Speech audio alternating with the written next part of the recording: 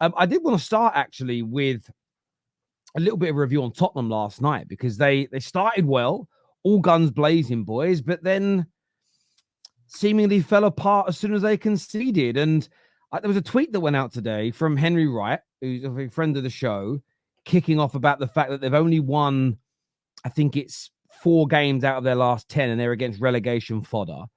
They're struggling to win. They're struggling to keep clean sheets. And crazily, I didn't know this until I looked.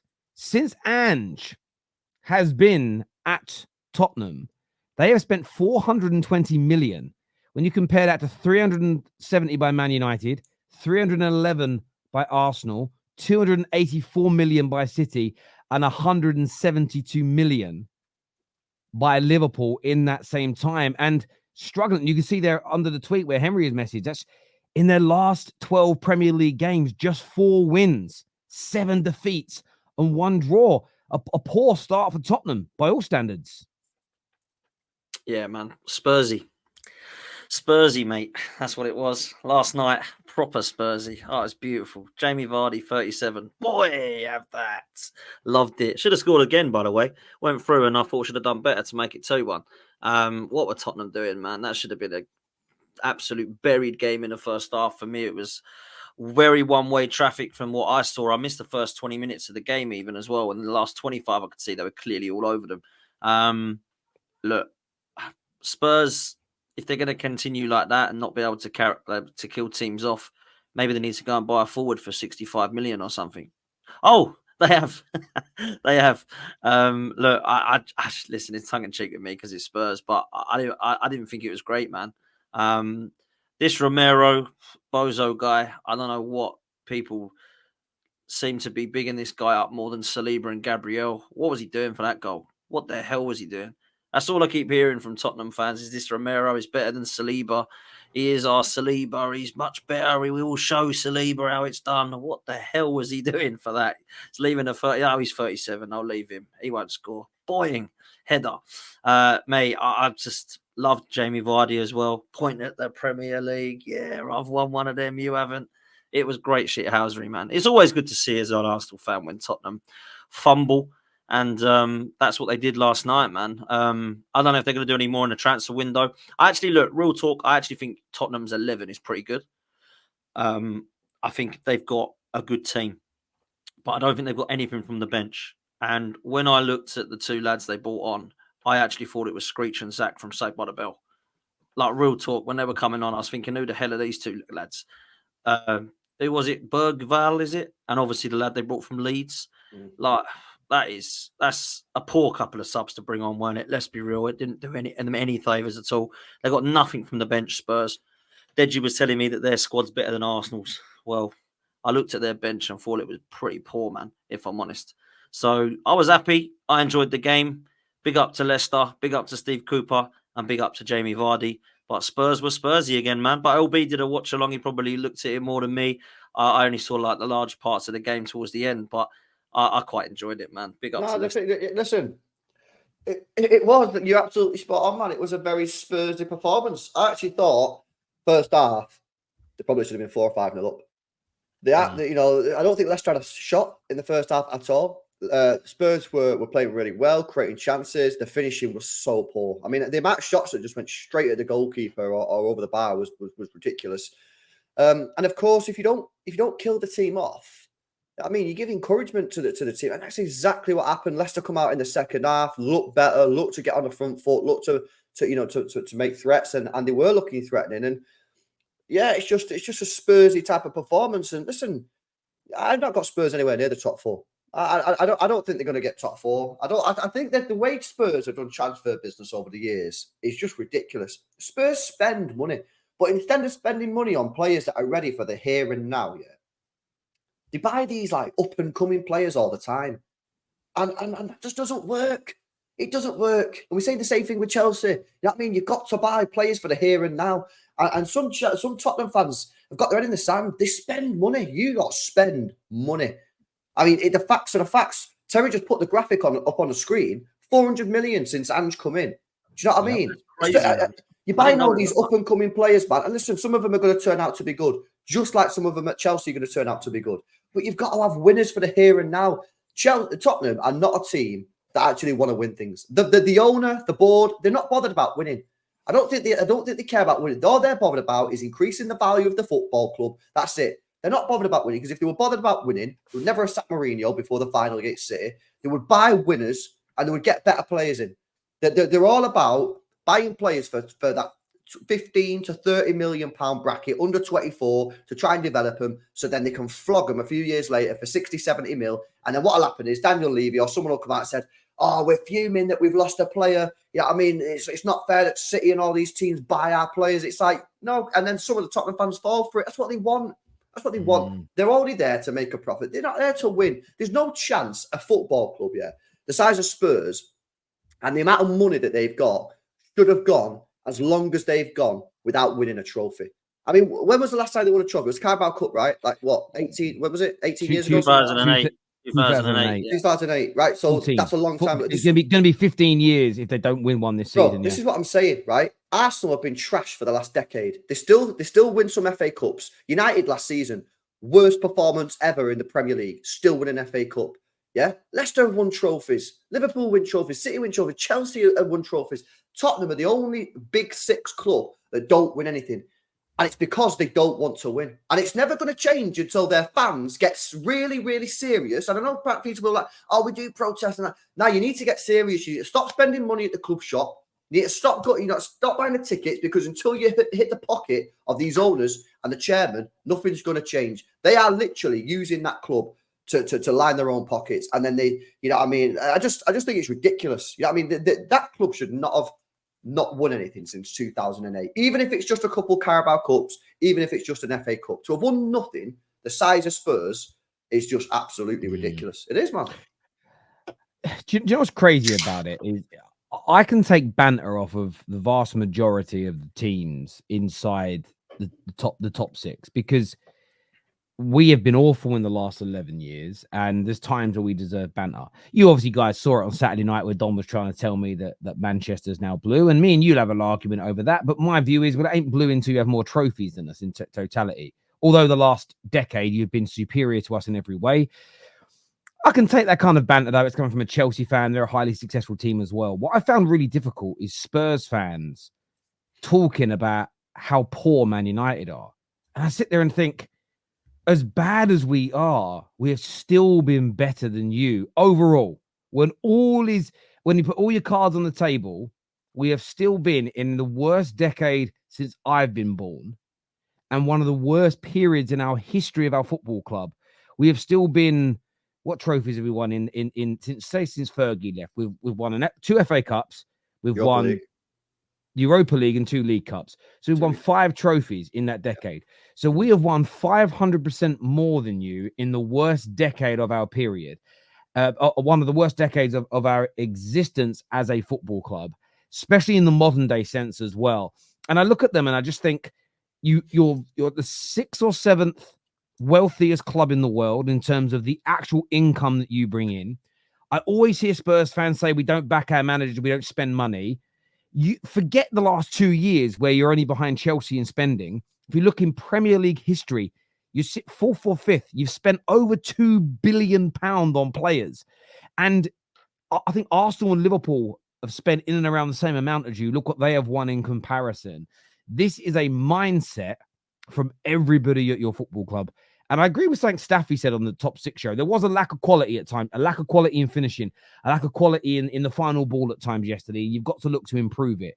But that club overall lacks the mentality to win. Because as soon as, even when they scored, Leicester were awful yesterday. I'm going to be honest with you. They're not a good football team. I watched that first 65 minutes until they equalised, and I thought, this team's going down. They're going down quickly. This team could be relegated by January. They look that bad if they don't up those levels. I know they've got some injury problems as well. As soon as they scored, Spurs didn't get back in the game. They had one chance right at the end, Richarlison, who missed it. But what I really expected to see was Spurs gather themselves, go up a level, blitz them, because they've got better technical players, more speed, more strength. You add that all together, you should be blowing them away. You should be able to up your levels. And they couldn't do it. And that for me is in the head. That is in the mindset of these individuals. And I remember reading an article about October time last year, where a journalist at a mainstream media outlet said that Big Ange has stopped Tottenham being Spursy, and we could be witnessing the new Sir Alex Ferguson. And ever since then, I've had a bee in my bonnet. I've had a bee in my... The only manager currently managing in the world, outside of Ancelotti, that you could talk about in the same breath as Sir Alex Ferguson is Ancelotti or Pep. Nobody else. And when I saw Big Ange and Tottenham that's spoken about in that way, it annoyed me. I'm not annoyed at the fans. I'm not trying to slag their football club off. But I watched last night and went, how dare you mention that great man's name? How dare you try to put Ange where Sir Alex stood because he had a good first 10 games to last season? I thought it was atrocious in my opinion. And they spent a lot of money again this summer.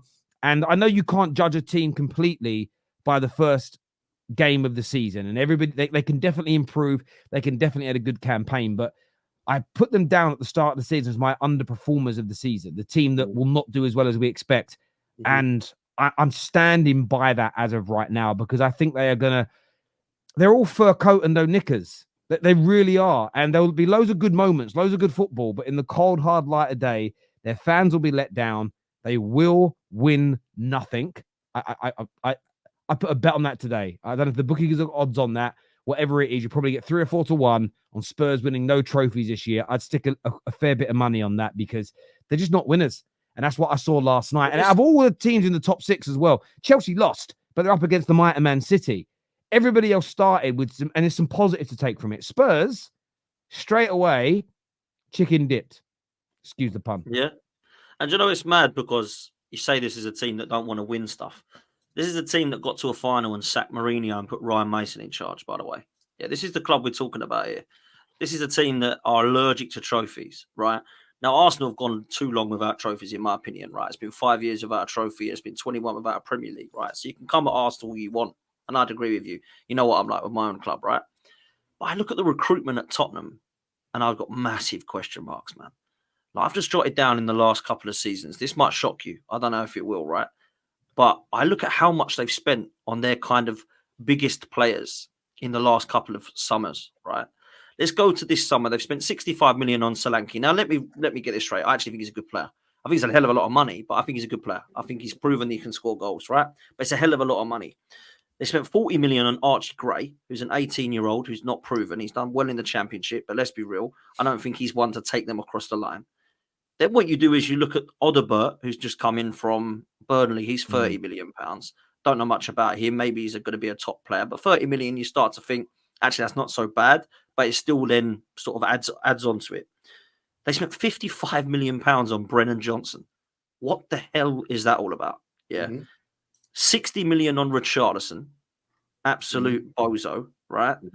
They've spent 30 million on Reguilon, who had to go on loan at Manchester United because he was that bad the summer before that, right? Lo Celso, 32 million. They're trying to flog him to a few foreign players outside. 62 million on Ndombele from Lyon. Where's he playing now even? I think, didn't he go on a free or something? Absolutely shocking. And 47 million on Davinson Sanchez. This is their recruitment. This is their summer. Who the hell is scouting these players and saying that they should be coming into Tottenham? Well, I think this is what I was saying before, bro. I think the way Spurs move as a football club is they try and be too clever. They try and outsmart everyone. Do you know what I mean? Football's not difficult, right? To win football matches, you need the best players. Usually, the best players cost the most money. Now, what they do is, instead of just going buying the best players, and let's not pretend like Spurs can't attract top players. They've got a great stadium. It's a big football club. They're in London, and like Terry said, they're one of the richest clubs in the game. They can pay the wages, right? Instead of going for those players, they go for these other players that are like, sometimes you don't even know who they are, you know what I mean? And then they get these, and then most of the time, they don't really work out, you know what I mean? And then they end up just wasting the money.